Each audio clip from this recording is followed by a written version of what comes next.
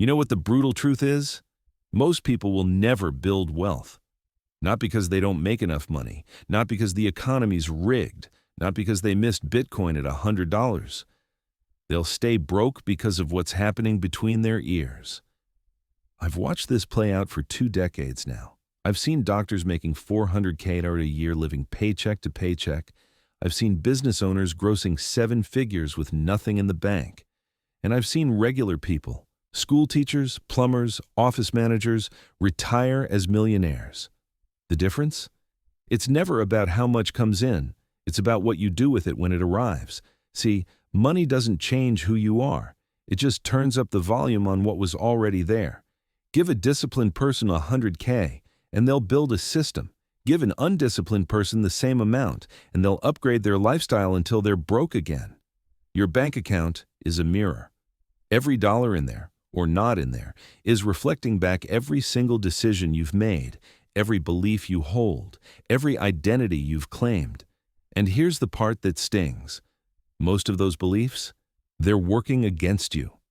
This audiobook isn't about budgeting tips or investment strategies. We'll touch on those, sure. But what we're really doing here is performing surgery on the operating system running in your mind, the one that's been programmed since childhood, the one that's quietly sabotaging you every single day. I'm going to show you the 7 psychological flaws that keep 99% of people trapped in mediocrity. These aren't theories. I've lived them. I've lost money because of them. And I've made millions by fixing them. So if you're ready to stop blaming external circumstances and start looking at the real problem, the one staring back at you in the mirror, then let's get into it. Because time is your most valuable currency. And you've already wasted enough of it. Flaw number 1. You're living in survival mode, and it's killing your future. Here's the first trap. Most people wake up every morning asking the wrong question. They ask, how do I pay my bills this month? That question? It's a prison sentence, because when your brain is locked in survival mode, it can only see threats. It can only see what's urgent, what's screaming at you, the rent, the car payment, the credit card minimum. And do you know what survival mode can't see? Opportunity. I learned this the hard way. Early in my career, I was making decent money, good salary, steady paycheck. But I was broke. Every month felt like I was treading water, and I couldn't figure out why. Then I realized I was operating from fear. Fear of not having enough, fear of falling behind, fear of losing what little I had. That fear kept me small. It kept me reactive, and it kept me poor. You see, survival thinking creates more survival. It's a loop. When you're focused on scarcity, your brain filters out abundance. You miss the real estate deal because you're too busy worrying about your electric bill. You skip the course that could 10x your income because you can't afford it. But the 1%? They don't operate from survival. They operate from creation. They wake up asking, what can I build today that generates value tomorrow?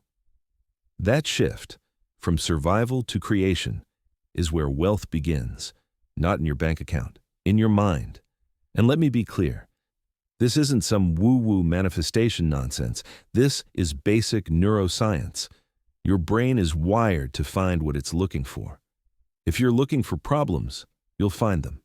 If you're looking for possibilities, you'll find those too. So here's the real question. What are you looking for? Are you scanning the world for threats, or are you scanning it for opportunities? Because one of those mindsets builds empires, the other keeps you stuck. Does that sound familiar? Flaw. Number 2, your beliefs about money are bankrupting you.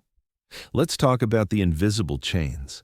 Most people don't even know they're wearing them. These are the beliefs, the stories you've been told about money since you were a kid, and they're running your financial life on autopilot. Money doesn't grow on trees. Rich people are greedy. I'm just not good with money. You have to work hard to make money. Sound familiar? Here's the thing. Those beliefs feel like facts, but they're not. They're programming. And bad programming leads to bad results. I'll give you an example. For years, I believed that making money required grinding, hustling, trading my time for dollars. That belief kept me stuck in a cycle where I was always busy but never wealthy. Then I met a guy, quiet, unassuming, who was making 50K a month from rental properties. He worked maybe 10 hours a week, and when I asked him how, he said something that rewired my brain. Money doesn't come from effort, it comes from systems. That sentence shattered my old belief, and once it was gone, I could finally see what was possible. But here's the brutal part. Most people never question their beliefs. They just accept them. And they spend their entire lives operating under rules that someone else made up. So let me ask you, what do you believe about money? Do you believe it's limited? Because if you do, you'll always feel like you're running out. Do you believe it's hard to get? Because if you do, you'll make it hard. Do you believe you don't deserve it? Because if you do, you'll sabotage yourself every time you start to win. Your beliefs create your reality, not the other way around. And if your bank account isn't where you want it to be, I guarantee there's a belief somewhere deep that's holding you back. The good news? Beliefs can be reprogrammed. But first, you have to identify them. You have to drag them into the light and ask, is this actually true? Or is this just a story I've been telling myself? Because money rewards value, not effort, not sacrifice, value. And the moment you start believing that, really believing everything changes. Flaw. Number 3, you can't control your emotions, and it's costing you everything. Here's the hard truth. Most people lose money because they can't control themselves. They buy high when they're excited. They sell low when they're scared. They blow their paycheck when they're stressed. They make terrible decisions when they're emotional. And then they wonder why they're broke. Let me tell you something I learned the expensive way. Emotional decisions are the most expensive decisions you'll ever make. I've seen it in real estate, I've seen it in the stock market, and I've seen it in people's personal finances. The guy who buys a house at the peak because everyone else is buying? Emotion. The woman who sells her portfolio during a crash because she's panicking? Emotion. The person who drops 5Ks on a vacation they can't afford because they deserve it? Emotion. And every single one of those decisions costs them years of progress. You see, the 1% have mastered something that most people never even think about: emotional control. They don't panic when markets drop. They don't get greedy when things are hot. They don't spend impulsively when they're feeling down. They pause. And that pause, that 10-second gap between impulse and action, is worth millions. Here's what I do. Before I make any significant financial decision, I stop. I breathe. And I ask myself, am I making this decision from clarity or emotion? If it's emotion, I wait, sometimes an hour, sometimes a day, and 90% of the time, the urge passes. Because here's the thing, emotions are temporary, but the consequences of emotional decisions are permanent. You buy a car you can't afford because you want to impress someone? That payment haunts you for 5 years. You pull your investments during a dip because you're scared? You miss the recovery and lose decades of compounding. You spend your emergency fund on something urgent that isn't actually urgent. You're back in survival mode. Wealthy people don't react, they respond. And the difference between those two words is the difference between poverty and prosperity. So here's my challenge to you. Next time you're about to make a financial decision, any decision, pause, just for 10 seconds. Let the emotion pass. Let the rational mind step in. Because calm decisions are profitable decisions, and if you can't master yourself, you'll never master your money. Does that hit home? Flaw number 4. You're mistaking motion for progress. Let me tell you about the biggest lie in personal finance. Work harder. We've all heard it. Hell, I believed it for years. I thought if I just hustled more, grinded longer, sacrificed harder, the money would come. And you know what? I was broke. Exhausted, busy, overwhelmed, but broke. Because motion is not progress. See, most people confuse activity with achievement. They're running around, checking boxes, staying busy, and they feel productive. But at the end of the year, nothing's changed. The what? Bank account looks the same. The debt's still there. The freedom's still out of reach. That's because they're trapped in the effort for dollars game, trading time for money, and time is the one thing you can never get back. Wealthy people? They don't think in hours, they think in systems. Let me break this down. An employee works for security. They show up, put in the hours, collect the paycheck. That's effort-based income. And it caps out because there are only so many hours you can work. But an investor, they work for freedom, they build assets, they create systems, and those systems generate income whether they're working or not. That's the shift. From employee to investor, from trading time for dollars to building things that compound. Here's a real-world example. I know a guy who spent 10 years climbing the corporate ladder. He was making $200K a year. Sounds great, right? Except he was working 70-hour weeks, stressed out of his mind, and had no time for his family. Then he pivoted. He took that paycheck, the starting capital, and started buying rental properties, small multifamilies, nothing fancy. Within 5 years, those properties were generating $15K a month in passive cash flow. Same guy, same skills, different strategy. And now, he works maybe 15 hours a week. The rest of the time is his. That's what I mean by systems. You build them once, and they keep working. They compound, they scale, and they free up your most valuable asset, your time. But most people never make that shift. They stay stuck in the hustle, and they wonder why they're exhausted but not wealthy. So here's the question. What are you building? Are you trading hours for dollars, or are you creating something that grows while you sleep? Because consistency beats intensity, and systems beat effort every single time. Flaw number 5. You're spending to prove, not to improve. All right, let's get uncomfortable. How much of your spending is about proving something? Proving you're successful, proving you're not broke, proving you belong, proving you've made it. Because here's the thing, that new car, that designer bag, that expensive dinner you posted on Instagram, none of that makes you wealthy. It just makes you look wealthy. And looking wealthy is the fastest way to stay poor. I call this the keeping up with the Joneses trap, and it's destroyed more financial futures than any market crash ever could. Here's how it works. You get a raise, finally, right? More money, and for about 5 minutes you feel good. Then you see your coworker's new watch, your neighbor's new car, your friend's vacation photos, and suddenly that raise doesn't feel like enough. You feel behind. So you upgrade.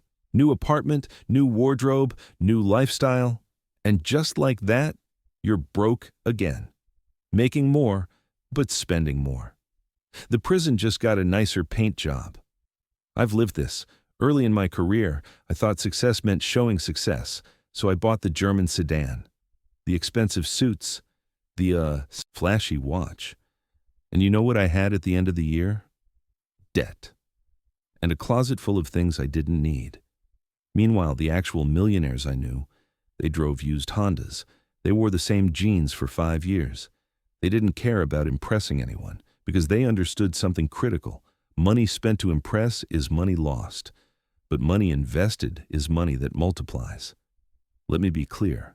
I'm not saying don't enjoy your money. I'm saying spend with intention. Spend to improve your life, not to prove your status. Ask yourself, does this purchase move me closer to freedom, or does it just make me feel good for a week? Because the comfort built on debt fades fast, but the comfort built on assets, that lasts. Here's the brutal reality. Every dollar you spend on a liability, something that loses value and doesn't generate income, is a dollar that could have been working for you. Compounding, growing, building your freedom. You buy a $50K car? That's $50K that could have been the down payment on a rental property generating $500 a month. That's $6K a year. For decades, you drop $10K on a vacation you can't afford? That's $10K that could have been invested in the S&P 500 turning into $80K over 20 years at average returns. The math doesn't lie. But most people never run it. They just spend, react, chase the dopamine hit, and then they wonder why they're stuck. So here's my challenge. Track your spending for 30 days, not to judge yourself, just to see. See where the money's actually going. And next to each expense, write one word, prove or improve. How much are you spending to prove, and how much to improve? Because the gap between those two, that's where your future lives. Flaw. Retics. You're confusing your net worth with your self-worth. This one's subtle, but it's deadly. Most people tie their identity to their bank account. When the account's full, they feel successful, confident, worthy. When it's empty, they feel like failures. And that attachment, it destroys wealth faster than any bad investment ever could. Let me explain why. When your self-worth is tied to your net worth, you can't take risks. Because a financial loss feels like a personal loss. It feels like proof that you're not good enough. So you play it safe, you avoid opportunities, you stay in your comfort zone, and you never grow. I've seen this wreck people, smart people, talented people, people who had every advantage, but they couldn't separate who they were from what they owned.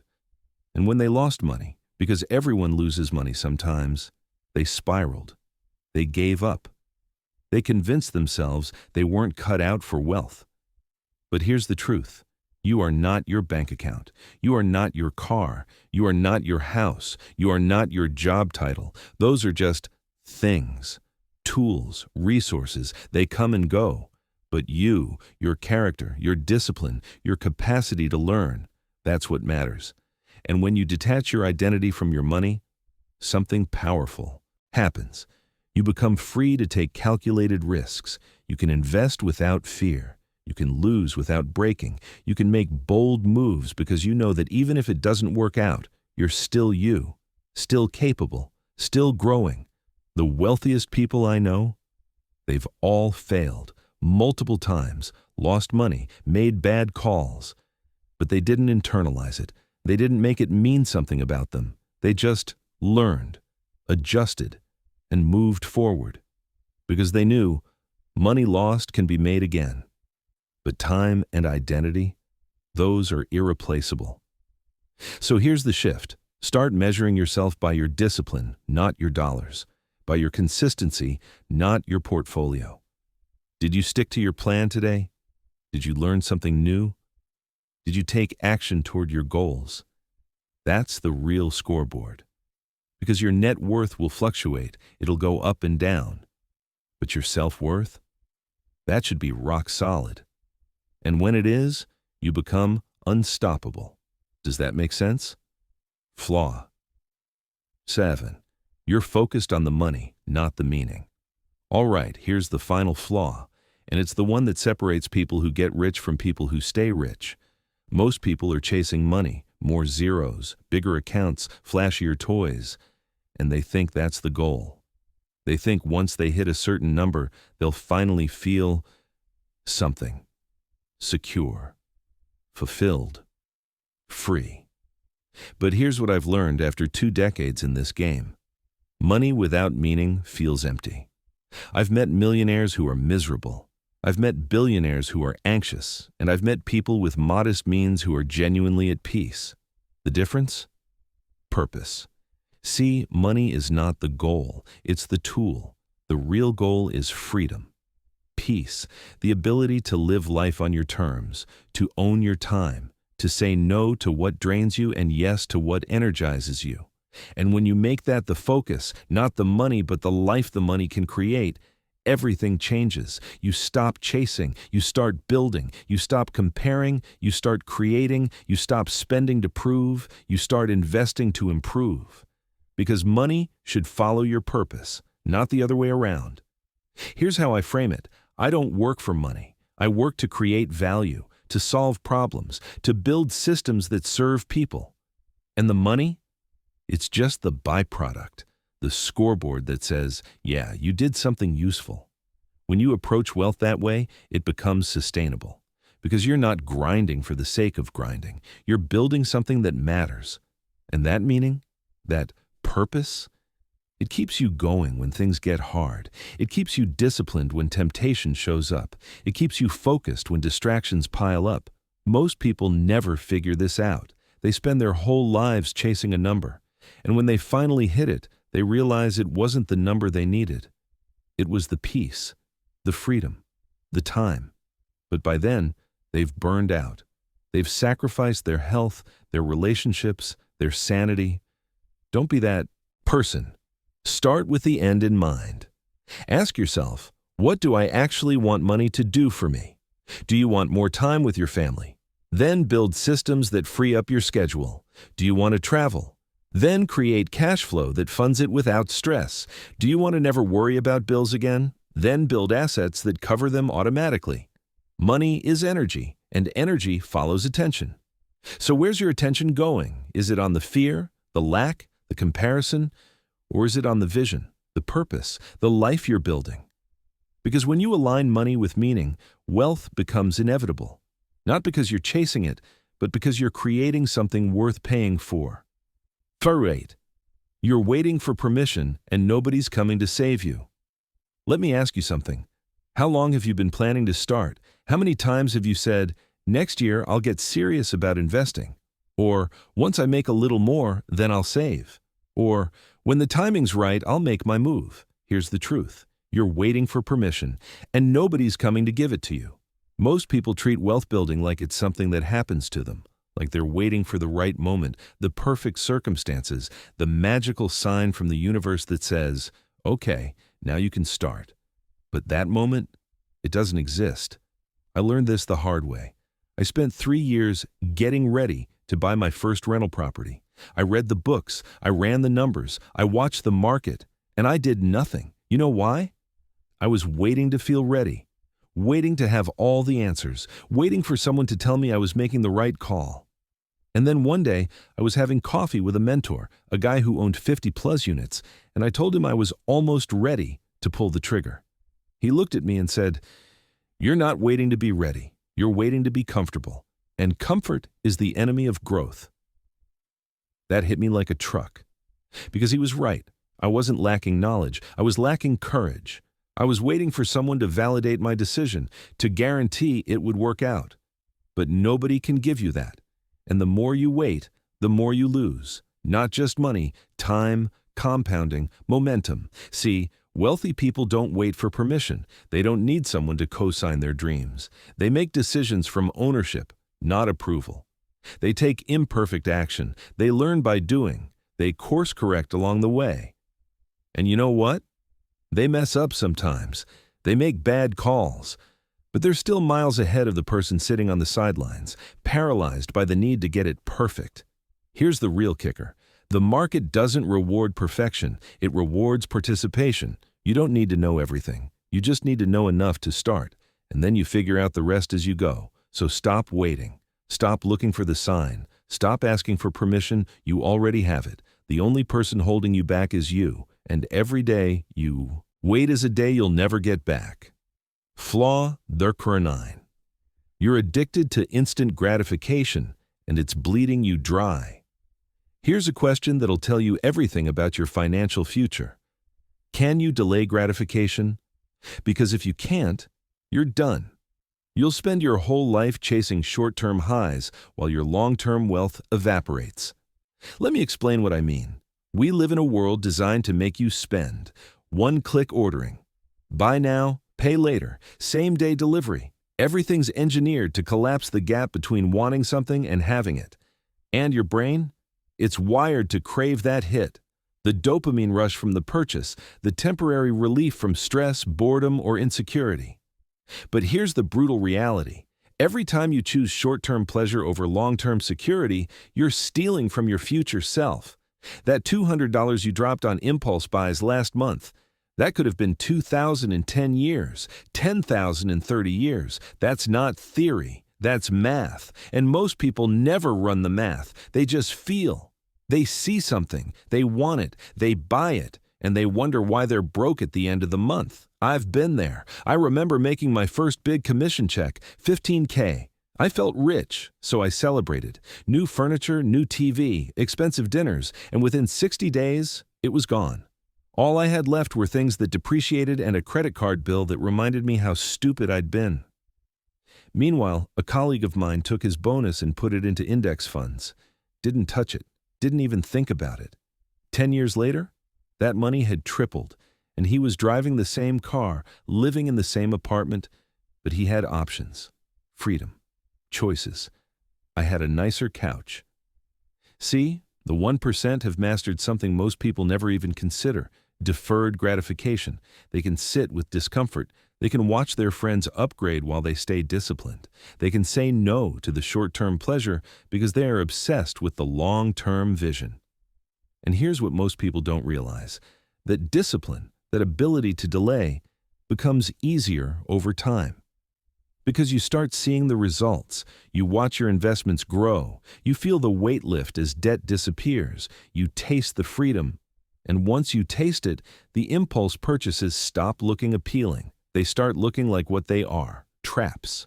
So here's my challenge. Next time you want to buy something, wait 72 hours, just 3 days. If you still want it after that, fine, buy it. But I promise you, 90% of the time, the urge will pass. And you'll realize you didn't actually need it. You just wanted the feeling it promised. And that feeling? It's always temporary. But the regret? That sticks around. Does that resonate? Flaw number 10. You think small wins don't matter, and you're bleeding out through 1,000 cuts. Let's talk about the lies you tell yourself. It's only $10. It's just a small subscription. What's $50 a month, really? Those little justifications? They're killing you. Because here's what most people don't understand.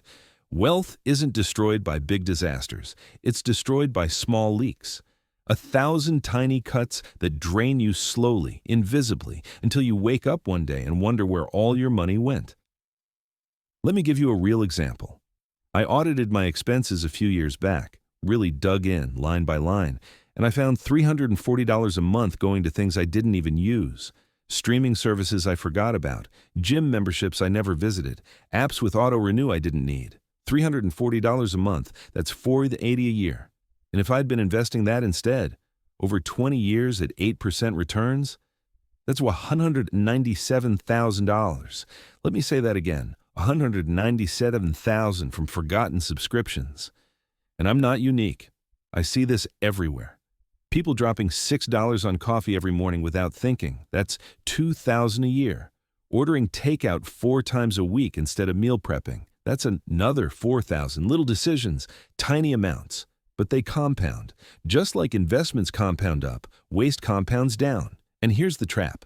Because each expense is small, it doesn't feel significant. Your brain dismisses it. It's only $8. It's just this once. But it's never just once. It's every day, every week, every month, and those small leaks become massive financial weakness.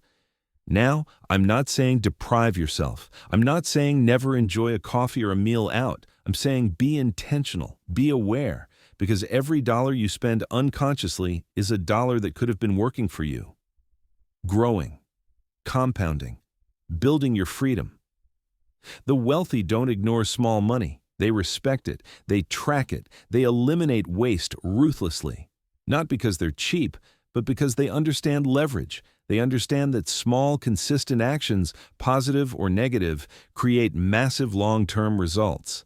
You save $10 a day and invest it, that's $3,750 a year. Over 30 years, that's $367,000 at 8% returns, from $10 a day. So stop dismissing the small stuff. Because the small stuff is the big stuff. Your financial future isn't determined by 1 or 2 massive decisions. It's determined by the 1,000 tiny choices you make every single day. And if those choices are unconscious, reactive, and wasteful, you're done before you even start. Flaw 11. You're surrounding yourself with broke people, and it's contagious. Here's something nobody wants to hear. You are the average of the 5 people you spend the most time with. And if those 5 people are broke, undisciplined, and stuck in survival mode, you will be too. I don't care how motivated you are. I don't care how many books you read or podcasts you listen to. If you're spending your days around people who normalize financial mediocrity, you'll stay mediocre. Because mindset is contagious, habits are contagious, and poverty thinking, that spreads faster than anything. Let me tell you what this looks like in real life. You start getting disciplined. You cut back on spending. You skip the expensive dinners. You say no to the weekend trips you can't afford. And your friends, they don't support it. They mock you. They call you cheap. They pressure you to live a little. And if you're not careful, you cave. Because humans are tribal. We crave belonging. and it's easier to stay broke with the group than to break away and build wealth alone. I've lost friendships over this, people I genuinely cared about, but they couldn't handle me changing. They saw my discipline as judgment, my success as betrayal, and I had to make a choice: stay comfortable and stuck, or get uncomfortable and grow. I chose growth, and it was lonely at first, but then I found new people who were building, investing, thinking bigger, and being around them changed everything, because they normalized discipline, they normalized delayed gratification, they normalized asking, how can I create value, instead of, how can I get by? Your environment shapes your identity, and your identity shapes your results. So if you're serious about wealth, you need to audit your circle, not in a cold, transactional way, but honestly, ask yourself, are the people I'm spending time with pulling me toward my goals or holding me back? And if they're holding you back, you need to create distance, not with drama, not with announcements, just space. Because you can't build wealth with a poverty mindset. And you can't maintain a wealthy mindset in a broke environment. It just doesn't work. So find your people. Find the ones who are already where you want to be, the ones who are disciplined, focused, and building, and spend time with them, learn from them. Let their standards become your normal. Because you don't rise to the level of your goals, you fall to the level of your environment. Make sure yours is lifting you up. Flaw 12. You're confusing complexity with intelligence, and it's costing you. Here's a trap I see all the time. People think that if something's complicated, it must be better, smarter, more sophisticated, so they overcomplicate everything. They create elaborate budgets with 47 categories. They build complex investment portfolios with 20 different holdings. They jump into advanced strategies before mastering the basics. And you know what happens? They get overwhelmed, confused, paralyzed, and they quit. Because complexity creates friction, and friction kills momentum. Let me tell you what actually works: simplicity. The wealthiest people I know have stupidly simple systems. They automate their savings. They invest in boring index funds. They track 3 numbers: income, expenses, and net worth. That's it. No fancy spreadsheets, no complex algorithms, no mental gymnastics, just clarity, consistency, discipline. I learned this after spending 2 years trying to optimize everything. I had multiple brokerage accounts, different budgeting apps, spreadsheets for every category. And you know what? I was stressed, constantly second-guessing, constantly tweaking. Then I simplified. 1 checking account, 1 savings account, 1 investment account, automate 20% to savings on payday, invest in a total market index fund, track spending once a week. Done. And you know what happened? My wealth accelerated. Not because the strategy was better, but because the simplicity made it sustainable. I wasn't spending mental energy managing the system. I was spending it on earning more and creating more value. See, complexity is often just procrastination in disguise. It's your brain finding reasons to delay action. I need to research more. I need the perfect system. I need to understand every variable. No, you don't. You need to start. You need to be consistent, and you need to let time do the heavy lifting. Warren Buffett, one of the wealthiest humans on the planet, has said his advice for most people is simple: invest in a low-cost S&P 500 index fund and never touch it. That's it. No stock picking, no day trading, no complex option strategies. Just buy, hold, repeat. Boring? Yes. Effective? Absolutely. So stop overcomplicating. Stop looking for the clever hack or the sophisticated edge. Master the basics, automate them, and let consistency do what intensity never can: build lasting wealth. Because the goal isn't to look smart, it's to be free. And simplicity gets you there faster than complexity ever will. Flaw 13. You're ignoring your mortality and wasting the only asset that matters. All right, let's get real for a second. You're going to die. I know. Nobody likes thinking about it, but it's the one guarantee you have, and ignoring it is costing you everything. Because when you act like you have infinite time, you waste the only currency that actually matters: time itself. Let me ask you something. How many hours did you waste last week? Scrolling, binge-watching, arguing on the internet, doing things that didn't move you 1 inch closer to your goals. I'm not judging. I've done it. We all have. But here's the thing. Every hour you waste is an hour you'll never get back. You can always make more money. You can recover from bad investments. But you can never recover lost time. And most people don't realize this until it's too late. They spend their 20s and 30s distracted, their 40s trying to catch up, and their 50s filled with regret. I watched my father work for 40 years, planning for retirement, sacrificing time with family, delaying travel, putting off his dreams. And you know what? He died 6 months after retiring. 6 months. All that sacrifice, all that delay. And he never got to enjoy it. That wrecked me. But it also woke me up, because I realized the point of money isn't to hoard it, it's to buy back your time, to create freedom now, not someday. That's why I'm obsessed with building systems, automating income, creating assets that generate cash flow without my active involvement. Because I don't want to trade my life for money. I want money to serve my life. And here's what most people miss. Time is the ultimate leverage. When you use money to buy back your time, outsourcing tasks, automating systems, investing in tools that multiply your effort, you create space for what actually matters. Relationships, health, learning, creation, the things you can't put a price on. So here's my question for you. What are you doing with your time? Are you spending it on things that compound or things that evaporate? Are you building something that outlives you or just getting through the day? Because at the end, and the end will come, nobody remembers your car. Nobody cares about your wardrobe. They remember how you made them feel, what you created, the impact you left. And you can't create impact if you're trading all your time for dollars. So stop acting like you have forever. Stop delaying the life you want to live. Build the assets, create the systems, buy back your time, and use it for something that matters. Because the clock is ticking, and it doesn't stop for anyone. Flaw number 14. You're trying to get rich alone, and it's making you broke. Here's a painful truth. You can't build wealth in isolation. I know the movies make it look like the lone genius who figures it all out by himself, the self-made millionaire who needed no one. But that's fiction.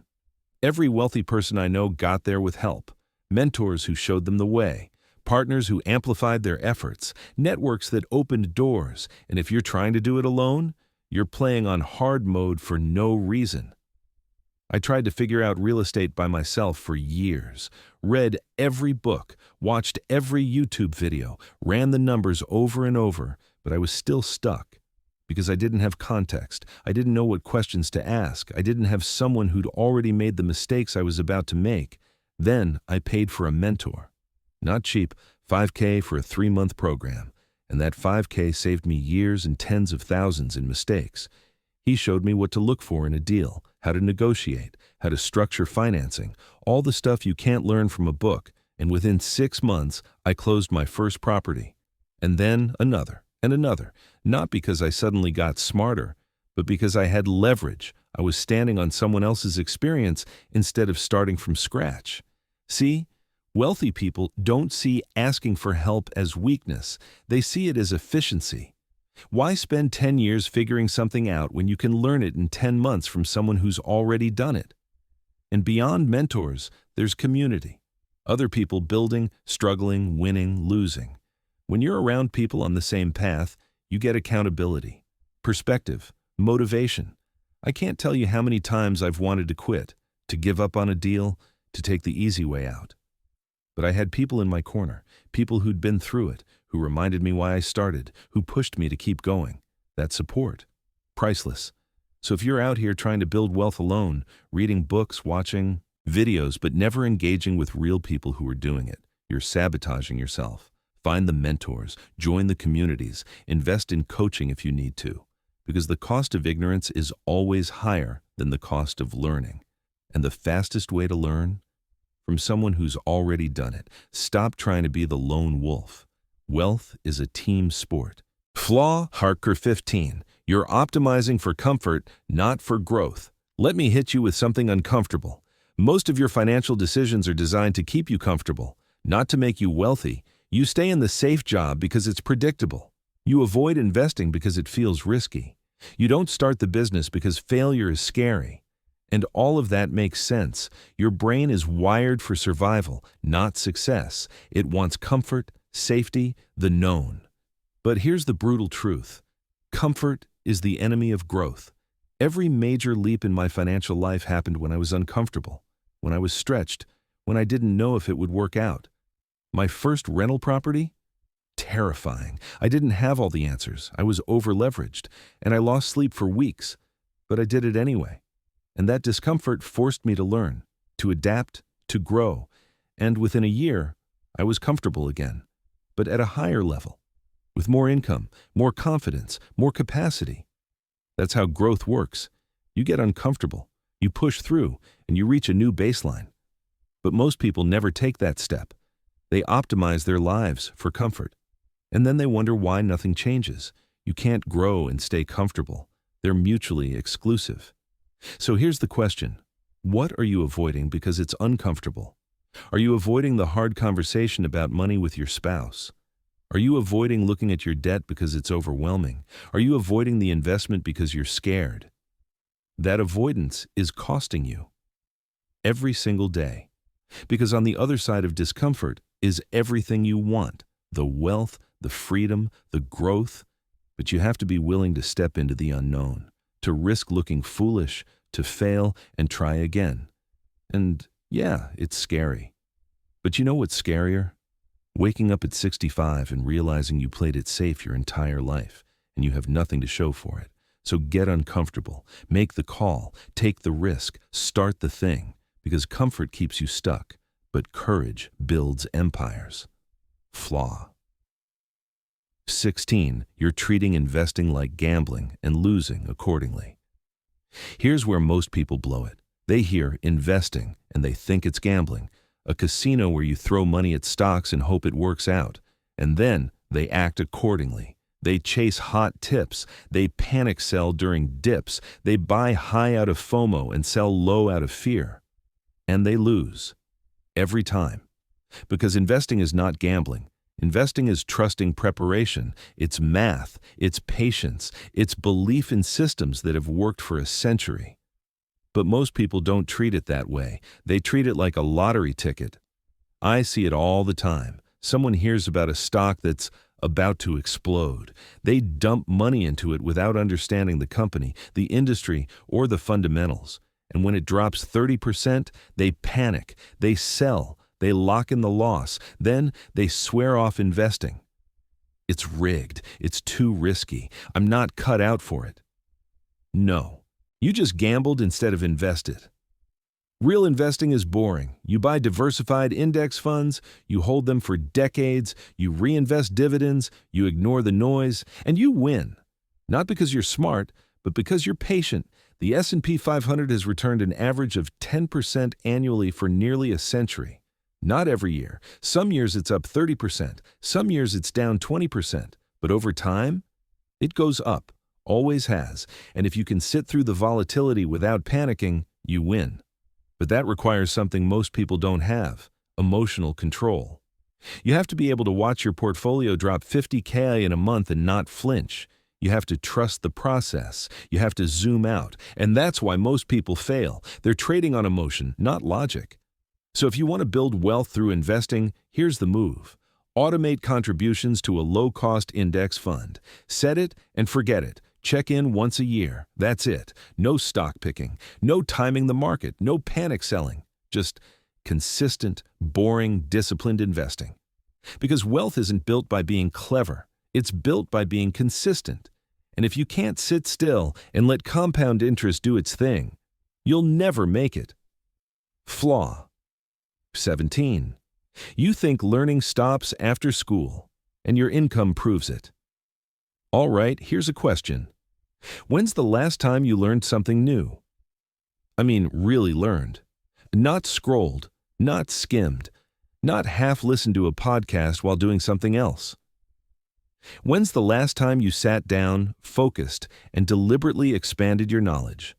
Because here's the thing. Your income is a direct reflection of your value, and your value is a direct reflection of what you know and what you can do. If you stopped learning when you left school, your income stopped growing too. Most people treat education like it's a phase. You go to school, get the degree, get the job. Done. Learning complete. And then they wonder why they're stuck, why they're not getting promoted, why their income plateaus. It's because they stopped growing. But the 1%? They're obsessed with learning. They read constantly. They take courses. They hire coaches. They study people who are ahead of them, not because they're nerds, but because they understand. Knowledge is leverage. The more you know, the more value you can create. The more value you create, the more you earn. It's that simple. I spend at least an hour every single day learning something, reading books on psychology, finance, real estate, taking courses on marketing, systems, automation, listening to people smarter than me. And every piece of knowledge I gain, it compounds, it connects, it gives me an edge. Because while everyone else is consuming entertainment, I'm consuming education. And that gap between what I know and what they know translates directly into income. Here's the truth. You are either growing or dying. There is no plateau. If you're not actively learning, you're passively declining. The world is changing faster than ever. Technology, markets, strategies. What worked 5 years ago doesn't work today. And if you're not keeping up, you're falling behind. So make learning non-negotiable. Read for 30 minutes a day, take one course a quarter, find one mentor a year, invest in your brain the same way you'd invest in the stock market. Because the ROI on knowledge, it's infinite. You can lose money, you can lose assets, but you can never lose what you've learned. And in a world that's constantly changing, the people who keep learning are the ones who keep winning. Flaw 18. You're focused on cutting costs instead of creating value. Here's a mindset shift that'll change everything. Most people trying to build wealth focus on the wrong side of the equation. They focus on cutting costs. They clip coupons. They skip the coffee. They drive across town to save $2 on gas. And look, I'm not saying frugality is bad. Eliminating waste is important. We covered that. But here's the problem. There's a limit to how much you can cut. You can only reduce expenses so far before you're living in a van eating ramen. But income? Income has no ceiling. So instead of obsessing over how to spend less, obsess over how to earn more, how to create more value. That's where real wealth is built. I spent years pinching pennies, stressing over every expense, trying to save my way to wealth. And you know what? I stayed broke because I was focused on scarcity, on lack, on restriction. Then I flipped the script. I stopped asking, how can I cut this? And started asking, how can I create more value? And everything changed. I invested in skills, I built systems, I created products, I solved problems for people, and they paid me for it. And suddenly, the $5,000 coffee didn't matter anymore, because I was making an extra $5,000 a month. See, wealthy people don't worry about small expenses, not because they are wasteful, but because they've focused their energy on the big lever, income. They build, they create, they scale, and the income they generate dwarfs whatever they could have saved by cutting costs. So yes, eliminate waste, but don't stop there. Invest in yourself, learn a high-income skill, start a side business, create digital products, build assets, focus on the upside, not just the downside, because you can't save your way to wealth, but you can create your way there. Flaw 19. You're building wealth for a future that may never come and missing your life right now. Here's the final flaw, and it's the most dangerous. You're so focused on building wealth for someday that you're forgetting to live today. You're saving every dollar, delaying every pleasure, sacrificing every moment, all for this mythical future where you'll finally be financially free. And then you'll start living. But here's the brutal truth. That day might never come. And even if it does, you'll have spent the best years of your life in deprivation. I see this all the time. People grinding so hard for the future that they're miserable in the present. They skip the vacation because they're saving.